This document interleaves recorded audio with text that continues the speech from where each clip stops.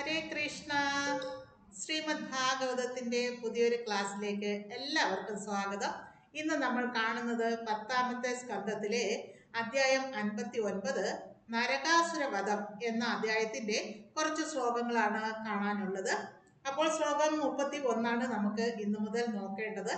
അപ്പോൾ 31ാമത്തെ ശ്ലോകം നോക്കാം. അതിനു മുമ്പ് ഗുരു പ്രണാമം ചൊല്ലിക്കോട്ടെ. നമോം വിഷ്ണുപാദായ കൃഷ്ണപ്രസ്ഥായ ബോധിലെ ശ്രീമതി ഭക്തി വേദാന്ത സ്വാമിനിധി നാമിനെ നമസ്തേ സരസ്വതി ദേവേ ഗൗരവാണി പ്രചാരണെ നിർവിശേഷ ശൂന്യവാദി പാശ്ചാത്യദേശധാരണെ ജയ ശ്രീകൃഷ്ണ ചൈതന്യ പ്രഭു നിത്യാനന്ദ ശ്രീ അദ്വൈത ഗദാധാര ശ്രീവാസാദി ഗൗരഭക്തവൃന്ദ. ഹരേ കൃഷ്ണ കൃഷ്ണ കൃഷ്ണ ഹരേ ഹരേ ഹരേ രാമ രാമ രാമ ഹരേ ഹരേ. ഹരി ഓം തസ്സത്. ഹരേ കൃഷ്ണ. ശ്രീമദ് ഭാഗവതത്തിന്റെ അധ്യായം 59 നരകാസുരവധം എന്ന 10ാം സ്കന്ധത്തിലെ ശ്ലോകം 31 നോക്കാം. ഓം അജ്ഞാനതിമിരാന്ധസ്യ ജ്ഞാനാഞ്ജനശലാകയാ ചക്ഷുരുന്മീലിതം യേന തസ്മൈ ശ്രീ ഗുരുവേ നമഃ. ശ്രീ ചൈതന്യ മനോഭീഷ്ടം സ്ഥാപിതം യേന ഭൂതലെ സ്വയം രൂപ കഥാ മഹ്യം ദദാതി സോപദാന്തികം വന്ദേഹം ശ്രീഗുരും ശ്രീയുതപദകമലം ശ്രീഗുരും വൈഷ്ണവാംശ്ച ശ്രീരൂപം സാഗരജാതം സഹഗണ രഘുനാഥാനിതം തം സജീവം സാദ്വൈതം സാവധൂതം പരിജനസഹിതം കൃഷ്ണ ചൈതന്യദേവം ശ്രീരാധാകൃഷ്ണ പാദാൻ സഹഗണ ലളിത ശ്രീ വിശാഖാനിതാംശ്ച. ഹേ കൃഷ്ണ കരുണാ സിന്ധോ ദീനബന്ധോ ജഗത്പദേ ഗോപേശ ഗോപിക കാന്ത രാധാകാന്ത നമോസ്തുതേ. തപ്തകാഞ്ചന ഗൗരാംഗി രാധേ വൃന്ദാവനേശ്വരി വൃഷഭാനോ സുതേ ദേവി പ്രണമാമി ഹരിപ്രിയേ. വാഞ്ചാകൽപതരൂപശ്ച കൃപാ സിന്ധൂഭയേവ ച പതിതാനാം പാവനേഭ്യോ വൈഷ്ണവേഭ്യോ നമോ നമഃ. ഹരേ കൃഷ്ണ. ശ്രീമദ് ഭാഗവതത്തിന്റെ പുതിയൊരു ക്ലാസ്സിലേക്ക് എല്ലാവർക്കും സ്വാഗതം. 10ാം സ്കന്ധം അധ്യായം 59 നരകാസുരവധം എന്ന അധ്യായത്തിന്റെ ശ്ലോകം 31 നോക്കാം. തസ്യാത്മജോയം തവ പാദ പങ്കജം ഭീത പ്രപന്നാർത്തി ഹരോപസാദിത തത്പാലയൈനം കുരു ഹസ്ത പങ്കജം ശിരസ്യ മുഷ്യാഖില കൽമഷാപഹം. അതായത് അഭയം പ്രാപിക്കുന്നവരുടെ ദുഃഖങ്ങളെ നീക്കുവാനായ അങ്ങയുടെ പാതാരബിന്ദങ്ങളെ ഇതാ ഭൗമാസുരന്റെ പുത്രൻ ഭയപരവശനായി സമീപിക്കുന്നു. ദയവായി അവനെ രക്ഷിച്ചാലും സർവപാപഹരമായ അങ്ങയുടെ കരപങ്കജം അവന്റെ ശിരസിൽ വെച്ചാലും. അപ്പൊ ഇവിടെ ഭൂമിദേവി അതിഭീകരമായ സംഭവങ്ങൾ അരങ്ങേറുന്നത് കണ്ടിട്ട് ഭയന്നിരിക്കുന്ന പൗത്രന് സംരക്ഷണം നൽകാനായി അപേക്ഷിക്കുകയാണ്. ഇവിടെ നരകാസുരനെ വധിച്ചു, ഭൗമാസുരനെ വധിച്ചു ഭഗവാൻ. അപ്പോൾ വധിച്ചതിന് ശേഷം ഭൂമിദേവി ഭയവിഹ്വലനായി നിൽക്കുന്ന നരകാസുരന്റെ പുത്രനായ തന്റെ പൗത്രന് സംരക്ഷണം നൽകാനാണ് ഭൂമിദേവി ഭഗവാനോട് അപേക്ഷിക്കുന്നത്. ശരിക്കും പറഞ്ഞാൽ ഭൂമിദേവിയുടെയും ഭഗവാന്റെയും പുത്രനാണ് നരകാസുരൻ.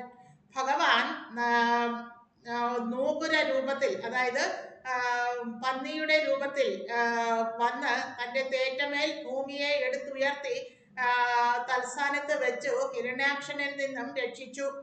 ആ സമയത്ത് ഹിരണ്യാക്ഷനിൽ നിന്ന് രക്ഷിക്കപ്പെട്ട ഭൂമിദേവി ഭഗവാനെ ഇങ്ങനെ സാഹൂതം വീക്ഷിക്കുകയാണ്. ആ സൗന്ദര്യത്തിൽ ഭൂമിദേവി വളരെയധികം അത്യാകർഷകയായി.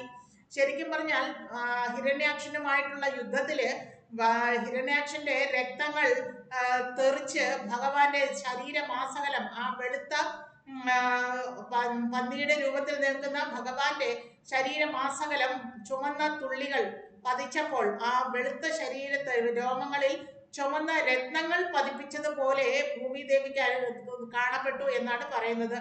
അപ്പൊ അത്രയും സൗന്ദര്യത്തോടുകൂടി തേജസ്സോടുകൂടി നിൽക്കുന്ന ആ ഭഗവാനിൽ നിന്ന് ഒരു പുത്രനെ വേണമെന്ന് ആഗ്രഹിക്കുകയും അപ്രകാരം ഭഗവാൻ ഒരു പുത്രന് ജന്മം നൽകുകയും ചെയ്തു. ആ സമയത്ത് ഭൂമിദേവി ഭഗവാനോട് ഒരേ ഒരു അപേക്ഷയാണ് ഉണർത്തിച്ചത്. എന്റെ പുത്രന് അങ്ങയുടെ കൈകളാൽ അല്ലാതെ മറ്റാരാലും വധിക്കപ്പെടാൻ ഇടയാകരുത് എന്നൊരു അനുഗ്രഹം ഭൂമിദേവി നരകാസുരന് മേൽ വാങ്ങി. ശരിക്കും പറഞ്ഞാൽ നരകാസുരനെ സംരക്ഷിക്കുന്നതിന് വേണ്ടി ഒരു അമ്മയുടെ മാതൃഹൃദയത്തിൽ നിന്നുണ്ടായ ആഗ്രഹത്തിന്റെ പുറത്താണ് അങ്ങനെ ഒരു വരം ആവശ്യപ്പെട്ടത്. ഭഗവാൻ അത് നൽകുകയും ചെയ്തു. എന്നാൽ ഇത് മനസ്സിലാക്കിയ നരകാസുരൻ തന്റെ അച്ഛനൊരിക്കലും തന്നെ വധിക്കില്ല എന്നുള്ള അഹങ്കാരത്തിൽ മറ്റുള്ള എല്ലാ ജീവജാലങ്ങൾക്കും ഭയങ്കരമായ ശല്യവും ഉപദ്രവവും ഉണ്ടാക്കാൻ തുടങ്ങി. ദേവന്മാരെയും മഹർഷിമാരെയും രാജാക്കന്മാരെയും എല്ലാവരെയും ഉപദ്രവിക്കാൻ തുടങ്ങി. മാത്രമല്ല എല്ലാ രാജാക്കന്മാരുടെയും പുത്രിമാരെ അപഹരിച്ചു കൊണ്ടുപോയി തടങ്കലിൽ പാർപ്പിക്കുകയും ചെയ്തു. തന്റെ ഇംഗിതത്തിന് സ്വയമേവ വഴങ്ങാൻ വേണ്ടി അവരെ എല്ലാം തടവിൽ പാർപ്പിച്ചു. എന്നാൽ ആ രാജകുമാരികൾ ആരും തന്നെ അയാളുടെ ഇംഗിതത്തിന് വഴങ്ങിയിരുന്നില്ല. ഇങ്ങനെ ശല്യം സഹിക്കവയ്യാതെ വന്നപ്പോൾ രാജാക്കന്മാർ ഭഗവാനെ നേരിൽ കണ്ട് സഹായം അഭ്യർത്ഥിച്ചു. അപ്പോൾ ഭഗവാൻ സ്വയം വന്ന് യുദ്ധത്തിൽ നരകാസുരനെ വധിച്ചു. വധിച്ച ഭീകര അന്തരീക്ഷത്തിൽ, ആ യുദ്ധത്തിന്റെ അന്തരീക്ഷത്തിൽ ഭയന്ന് വിഹുലനായി നിന്ന തന്റെ പൗത്രന് സംരക്ഷണം നൽകണേ എന്ന് ഭൂമിദേവി ഭഗവാനോട് അഭ്യർത്ഥിക്കുന്നതാണ് ഈ ശ്ലോകം. ശ്ലോകം 32 നോക്കാം. ശ്രീശുകവാച ഇതി ഭൂമ്യാർത്തിതോ വാക്വീർ ഭഗവാൻ ഭക്തി നമ്രയാ ദത്വാ ഭയം ഭൗമഗൃഹം പ്രാവിശത് സകലം അർത്തിമാത്. അതായത് ശ്രീ സുഖദേവ ഗോസ്വാമി പറഞ്ഞു, ഭൂമിദേവി ഇപ്രകാരം ഭക്തിപൂർവം വിനയപൂർവം നമിച്ച് പ്രാർത്ഥിച്ചപ്പോൾ ഭഗവാൻ ദേവിയുടെ പേരക്കുട്ടിക്ക് അഭയം നൽകി. എന്നിട്ട് സർവൈശ്വര്യ സമ്പന്നമായ ഭൗമാസുരന്റെ കൊട്ടാരത്തിൽ പ്രവേശിച്ചു. ശ്ലോകം 33 നോക്കാം. ഭഗവാൻ ഭൗമാസുരനെ വധിച്ചതിന് ശേഷം നേരെ ആ ഭൗമാസുരന്റെ കൊട്ടാരത്തിനുള്ളിൽ പ്രവേശിച്ചതായാണ് കഴിഞ്ഞ ശ്ലോകത്തിൽ പറഞ്ഞത്. ഈ ശ്ലോകത്തിൽ പറയുന്നത് എന്താന്ന് നോക്കാം. ശ്ലോകം 33. തത്ര രാജന്യ കന്യാനാം ഷട്സഹസ്രാധികായുധം ഭൗമാ ഹൃദാനം വിക്രമ്യ രാജഭ്യോ ദദൃശേ ഹരി. അതായത് അവിടെ ഭൗമാസുരൻ വിവിധ രാജാക്കന്മാരുടെ പക്കൽ നിന്ന് ബലാത്കാരമായി അപഹരിച്ച 16,000-ലധികം രാജകന്യകമാരെ ശ്രീകൃഷ്ണ ഭഗവാൻ കാണാനിടയായി. അപ്പൊ അവരെയൊക്കെ, ആ പെൺകുട്ടികളെയൊക്കെ ഭൗമാസുരൻ തന്റെ ഇംഗിതത്തിന് വിധേയമാക്കാൻ വേണ്ടിയിട്ട് തടങ്കലിൽ പാർപ്പിച്ചിരുന്ന ആ പെൺകുട്ടികളെ എല്ലാം, കന്യകമാരെ എല്ലാം ഭഗവാൻ കാണാനിടയായി എന്ന് ഇവിടെ പറയുന്നു. ഭൗമന്റെ കൊട്ടാരത്തിൽ വാസ്തവത്തിൽ 16,100 രാജകുമാരിമാർ ഉണ്ടായിരുന്നുവെന്നതിന് വളരെ ശക്തമായ ഉദാഹരണം പരാശര മുനി വിഷ്ണു പുരാണത്തിൽ എഴുതിയ വരികളിൽ ഉദ്ധരിച്ചിരിക്കുന്നു. ഇവിടെ ശ്രീധരസ്വാമി അത് ഇവിടെ എടുത്തു പറഞ്ഞിരിക്കുന്നു. 5-ാം സ്കന്ധത്തിലെ 29-ാം അധ്യായത്തിലെ 31-ാമത്തെ ശ്ലോകത്തിൽ കന്യാപുരേ സ കന്യാന ഷോഡശാതുല്യ വിക്രമ ശതാ അധികാനി ദദൃശേ സഹസ്രാണി മഹാമതേ എന്നാണ് വിഷ്ണു പുരാണത്തിൽ എഴുതിയിരിക്കുന്നത്. അതായത്, അല്ലയോ ബുദ്ധിമാനെ, അന്തപുരത്തിൽ അതുല്യ ശക്തിമാനായ ഭഗവാൻ 16,100 രാജകുമാരിമാരെ കണ്ടു എന്നാണ് അതിന്റെ അർത്ഥം. വിഷ്ണു പുരാണത്തിലെ മറ്റൊരു ശ്ലോകത്തിലും, അതായത് 5-ാം സ്കന്ധത്തിലെ 29-ാമത്തെ അധ്യായത്തിലെ 9-ാമത്തെ ശ്ലോകത്തിലും ഇപ്രകാരം പറയുന്നു. ദേവസിദ്ധാസുരാദീനാം നൃപാനാം ച ജനാർദ്ദന ഹൃത്വാ ഹി സ്വ അസുര കന്യാ ആരുരോധ നിജ മന്ദിരേ. അതായത്, ഹേ ജനാർദ്ദന, ഭൗമൻ ദേവന്മാരുടെയും സിദ്ധന്മാരുടെയും അസുരന്മാരുടെയും രാജാക്കന്മാരുടെയും കന്യകകളായ പുത്രിമാരെ തട്ടിക്കൊണ്ടുവന്ന് തന്റെ കൊട്ടാരത്തിൽ തടവിലാക്കിയിരുന്നു. അത്രയും കന്യകമാരെ ഭഗവാൻ കൊട്ടാരത്തിനുള്ളിൽ കണ്ടെത്തി എന്നാണ് ഇവിടെ പറയുന്നത്. ശ്ലോകം 34 നോക്കാം. തം പ്രവിഷ്ടം സ്ത്രീയോ വീക്ഷ്യ നരപര്യം വിമോഹിത മനസാ വിപ്രരേഷ്ടം പദീം ദൈവോപസാദിതം. അതായത്, മനുഷ്യരിൽ വെച്ച് ഏറ്റവും ശ്രേഷ്ഠനായ വ്യക്തി കടന്നു വരുന്നത് കണ്ട് സ്ത്രീകളൊക്കെയും മോഹിതരായി. വിധിയാൽ അവിടെ കൊണ്ടുവരപ്പെട്ട അദ്ദേഹത്തെ അവരെല്ലാം മനസ്സാ ഭർത്താവായി സ്വീകരിച്ചു. അങ്ങനെ ഭഗവാനെ അവിടെ വെച്ച് കണ്ടപ്പോൾ ആ പെൺകുട്ടികൾ എല്ലാവരും മനസ്സുകൊണ്ട് ഭഗവാനെ ഭർത്താവായി സ്വീകരിച്ചു എന്നാണ് ഇവിടെ പറയുന്നത്. ശ്ലോകം 35 നോക്കാം. ഭൂയാത് പതിരയം മഹ്യം ദാദാ തനുമോദത ഇതി സർവദാ പൃഥക് കൃഷ്ണേ ഭാവേന ഹൃദയം ദദു. അതായത്, ഈ വ്യക്തി എന്റെ ഭർത്താവായി തീരാൻ ഈശ്വരൻ കനിഞ്ഞ് അനുഗ്രഹിക്കണമേ എന്നാണ് ഓരോ സ്ത്രീയുടെയും ഹൃദയം കൃഷ്ണനിലേക്ക് മുഴുകി അലിഞ്ഞു ചേരാൻ ആഗ്രഹിച്ചു എന്നാണ് ഇവിടെ പറയുന്നത്. ഭഗവാനെ ആ സൗന്ദര്യത്തിൽ കണ്ടപ്പോൾ ആ കന്യകമാർക്കെല്ലാം തന്റെ ഭർത്താവായെങ്കിൽ എന്ന ആഗ്രഹം ഉണ്ടായി എന്ന് സാരം. ശ്ലോകം 36 നോക്കാം. താപ്രാഹീണോദ്വാരവതീം സമൃഷ്ട വിരജോപര നരയാനൈർമഹാകോശാൻ രഥാശ്വാൻ രുദ്രവിണം മഹത്.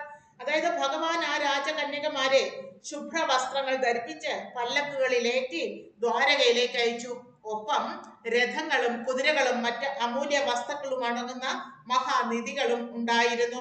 അപ്രകാരം ആ രാജകുമാരിമാരെ വളരെയധികം സന്തോഷത്തോടെ ശുഭ്രവസ്ത്രങ്ങളെല്ലാം അണിയിച്ച് ആഭരണങ്ങളെല്ലാം അണിയിച്ച് കുതിരകളിലും രഥങ്ങളിലും അമൂല്യമായ രത്നങ്ങളോടൊപ്പം മധുരയിലേക്ക് മഹാനിധികളും എല്ലാം അടങ്ങി ദ്വാരകയിലേക്ക് അയച്ചതായി പറയുന്നു. ശ്ലോകം 37 നോക്കാം. ഐരാവതാകുലേ ഭാംശ ചതുർഗന്ധാംസ്തരസ്വിന പാണ്ഡുരാംശ്ച ചതുഷ്ഷഷ്ടീം പ്രേഷയാമാസ കേശവ. അങ്ങനെ ഐരാവതത്തിന്റെ കുലത്തിൽ ജനിച്ച അതിവേഗമുള്ള വെളുത്ത 64 കൊമ്പനാനകളെയും ഭഗവാൻ അവരോടൊപ്പം അയച്ചതായി ഈ ശ്ലോകത്തിൽ പറയുന്നു.